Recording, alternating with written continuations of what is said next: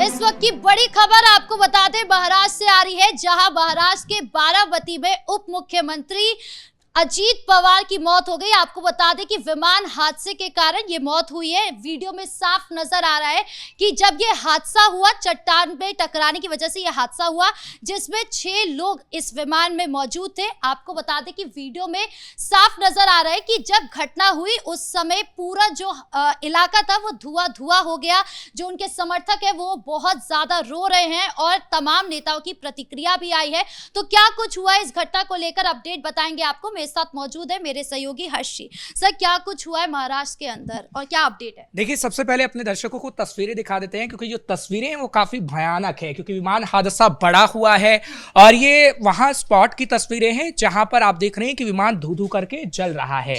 दरअसल ये बारामती की तस्वीरें हैं। महाराष्ट्र में लैंडिंग के दौरान बारामती में हादसा हुआ है और अजीत पवार समेत लगभग में बताया जाता है कि 6 लोग यहाँ इसमें सवार थे और अचानक से ये लैंड के वक्त हादसा हो गया है, जिसकी तस्वीरें आप देख सकते हैं। देखिए, 5 तस्वीरें इसमें आपको नजर आएंगी। सबसे पहली तस्वीर अपने दर्शकों को दिखाएंगे जब वो लैंड कर रहा था, उसके बाद की तुरंत की ये तस्वीर है कि कैसे वहां पे जो स्थानीय लोग थे वो अचानक से वहां पर पहुंचे और काफी वहां पर बुलाने की और कई और लोगों की कोशिश की गई कि आइए, मदद की जरूरत है। और उसके बाद आपने देखा कि किस तरीके से वहां पर पुलिस पहुंची है, फायर ब्रिगेड पहुंची है, जिसकी तस्वीर भी इस वक्त आप देख सकते हैं कि कैसे वहां पर फायर ब्रिगेड पूरी तरीके से जो धुआं उठ रहा है या फिर आग की लपटें हैं उसे बुझाने की कोशिश कर रहे हैं। धुएं को देखकर जो भीड़ है वो भी देखी जा रही है कि कितनी ज्यादा भीड़ एक साथ इकट्ठा हो गई। बिल्कुल, देखिए, क्योंकि अभी अगर पूरे हादसे की बात करें तो बड़ा हादसा है और समर्थक काफ़ी दुख में हैं, लेकिन विमान हादसा कैसे हुआ है ये जांच का विषय है। लेकिन आप पूरी जानकारी अपने दर्शकों को दे देते हैं। दरअसल वो जिला परिषद चुनाव के लिए चुनाव प्रचार के लिए जा रहे थे और ये कहा जा रहा था कि 8 बजे के बाद का वक्त था, सुबह सुबह, और जब वो प्रचार के लिए जा रहे थे तो कहीं ना कहीं अचानक से कुछ खराबी हुई। क्या हुआ, क्योंकि अभी हम बार बार कह रहे हैं कि जाँच का विषय है, अभी इसमें काफ़ी टाइम लगेगा, लेकिन ये लैंडिंग के वक्त हादसे का शिकार हो गया। सर, ये भी कहा जा रहा है कि इमरजेंसी लैंडिंग कराई जा रही थी, उस समय ये हुआ, यानी पहले से कुछ पता था कि विमान में कुछ गड़बड़ी है? देखिए, विमान में कुछ गड़बड़ी है नहीं है, पहले उसकी जांच होती है बाकायदा।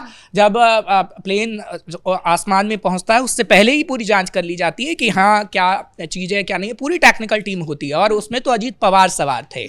हालांकि वो सभी विमान में होता है, लेकिन इससे पहले जांच भी की गई थी, पूरा परखा गया था।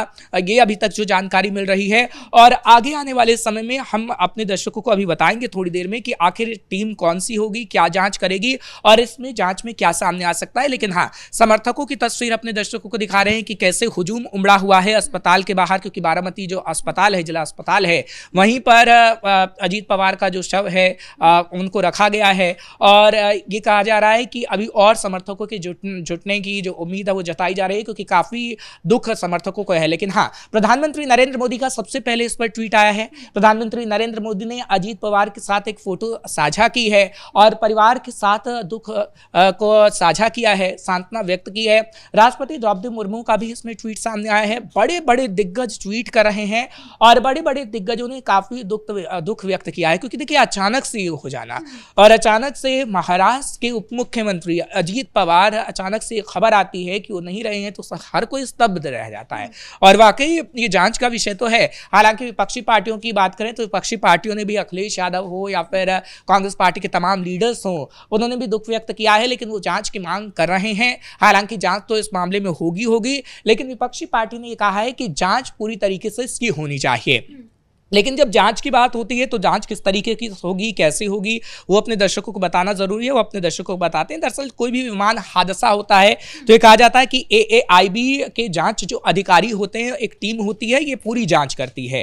हालांकि इससे पहले जितने भी विमान हादसे हुए हैं इसी टीम ने उसकी जांच की है और जांच में किन किन बिंदुओं को ध्यान में रखा जाता है ये भी अपने दर्शकों को बताना जरूरी है, क्योंकि केस टू केस पर निर्भर करता है। जो अजीत पवार का विमान था वो किस तरीके का था और जो जिसमें तमाम जो लोग जाते हैं विमान में वो कैसा विमान होता है, कैसी क्या चीज़ें होती हैं, वो केस टू केस पर निर्भर करता है और इसको लेकर अभी जांच होगी। क्योंकि देखिए सबसे पहले हादसे की जगह पर जाया जाता है, उसको पहले सुरक्षित किया जाता है, फिर अहम कड़ियों को बरामद किया जाता है, पता लगाने की कोशिश की जाती है, वहाँ के आसपास के लोगों को हटा दिया जाता है, पूरी जाँच होती है और सुरक्षा घेरे में उसे ला दिया जाता है। और जब भी विमान हादसा होता है तो आपने ब्लैक बॉक्स का नाम जरूर सुना होगा, और ब्लैक बॉक्स फ्लाइट डेटा को पूरी तरीके से रिकॉर्ड करता है। उसकी कहीं ना कहीं जांच होगी, परख होगी, क्योंकि उड़ान के दौरान पायलट और नियंत्रण कक्ष के बीच रिकॉर्ड हुए पूरे डाटा को, पूरे बातचीत को रिकॉर्ड कर लेता है, पूरा ब्यौरा होता है।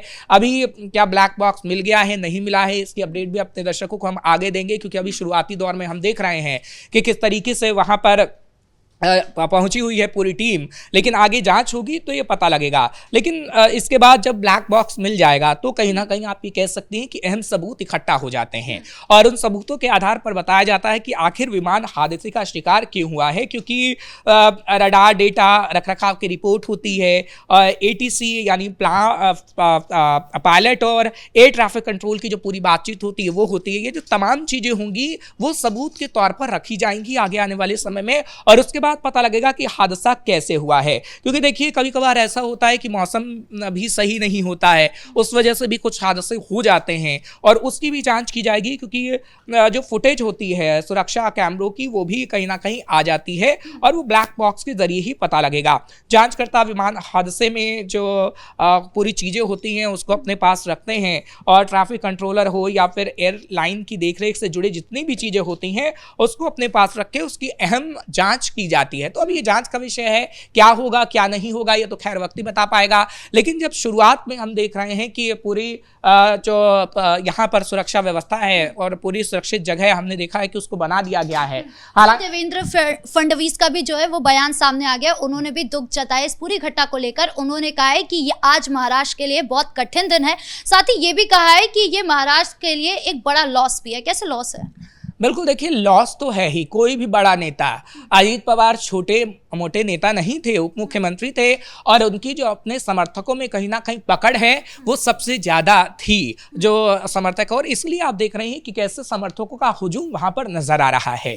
और आपने सही कहा है कि देवेंद्र फडणवीस का बयान भी सामने आ गया है, और हालांकि वो कह रहे हैं कि महाराष्ट्र में 3 दिन का शोक जारी कर दिया गया, यानी 3 दिन का शोक महाराष्ट्र के अंदर रहेगा, फडणवीस की तरफ से कहा गया है। और उन्होंने कहा है कि जनता आज महाराष्ट्र की बहुत दुखी है और सभी संवेदनाएं व्यक्त कर रहे हैं, और उनके परिवार के साथ हम खड़े हैं। और महाराष्ट्र के जब डिप्टी सीएम नहीं रहे हैं तो तमाम जो महाराष्ट्र के नेता हैं वो दुख व्यक्त कर रहे हैं।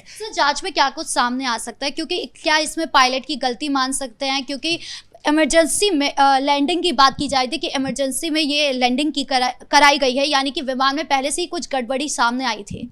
देखिए ऐसा था या नहीं था ये हम पूरी तरीके से आधिकारिक रूप से अपने दर्शकों को नहीं बता सकते हैं, लेकिन ये जांच का विषय है कि क्या पहले गड़बड़ी थी, नहीं थी, मौसम के कारण ऐसा हुआ है, नहीं हुआ है। क्योंकि देखिए जब भी विमान उड़ता है तो हम देखते हैं कि जो बातचीत होती है, कुछ भी होता है, पूरा डाटा होता है, वो ब्लैक बॉक्स कलेक्ट करता है। और हम बार बार ये कह रहे हैं क्योंकि अभी हाल ही में विमान हादसा हुआ था, आपने देखा था अहमदाबाद में, और तमाम लोगों की मौत हो गई थी, जिसमें गुजरात के पूर्व मुख्यमंत्री विजय रूपाणी भी शामिल थे, जिसमें आपने देखा कि उनकी भी मौत हो गई थी। तब भी ब्लैक बॉक्स को लेकर ही काफी चर्चा हुई थी, और इससे पहले भी जो तमाम हमने देखे थे विमान हादसे, उसको भी ब्लैक बॉक्स को लेकर ही कहीं ना कहीं चर्चा हुई कि ब्लैक बॉक्स में आखिर क्या रिकॉर्डिंग मिलेगी, क्या फुटेज मिलेंगे, उससे क्या हासिल हो पाएगा।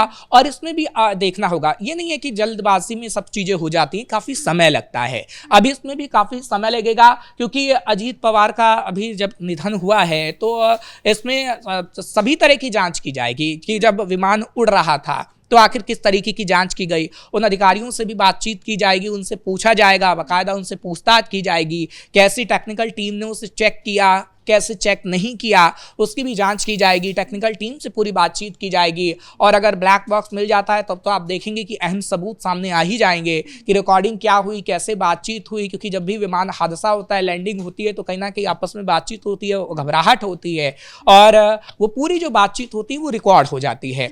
तो वो रिकॉर्डिंग जब सामने आ जाएगी तो दूध का दूध, पानी का पानी हो जाएगा। लेकिन हाँ, इतना हम जरूर कह सकते हैं कि कोई ना कोई गलती तो जरूर रही होगी, कोई ना कोई डिफॉल्ट तो जरूर रहा होगा जिसकी वजह से विमान हादसा हुआ है। क्योंकि हमने देखा है कि कभी भी कोई अगर मुख्यमंत्री हो अगर उनका विमान होता है तो खास तौर पर उनकी जांच परख की जाती है। ऐसे ही उनके विमान नहीं उड़ने लगता है, आसमान में जाता है या कहीं लैंड करता है। पूरी तरीके से जांच होती है, इसमें कुछ तो कमी होगी जिसके कारण ये हादसा हुआ है। आगे आने वाले समय में जांच में भी पता लगेगा, लेकिन हाँ, दुख का समय है उनके परिवार के लिए, पूरे महाराष्ट्र की जनता के लिए, उनके समर्थकों के लिए। कोई ये छोटा मोटा नाम नहीं है, बड़ा नाम है, और उनके प्रति जो संवेदनाएं तमाम जो मुख्यमंत्री से लेकर प्रधानमंत्री ने की है, उसकी तस्वीर हमने अपने दर्शकों को दिखाई। तो कुल मिलाकर जिस तरीके से आज डिप्टी सीएम अजीत पवार का निधन हुआ है, उसके बाद से अब ये जांच की जा रही है कि आखिर ये हादसा हुआ कैसे, क्या कारण रहे। सिर्फ चट्टान पे जो हादसा हुआ है, चट्टान से टकराने के बाद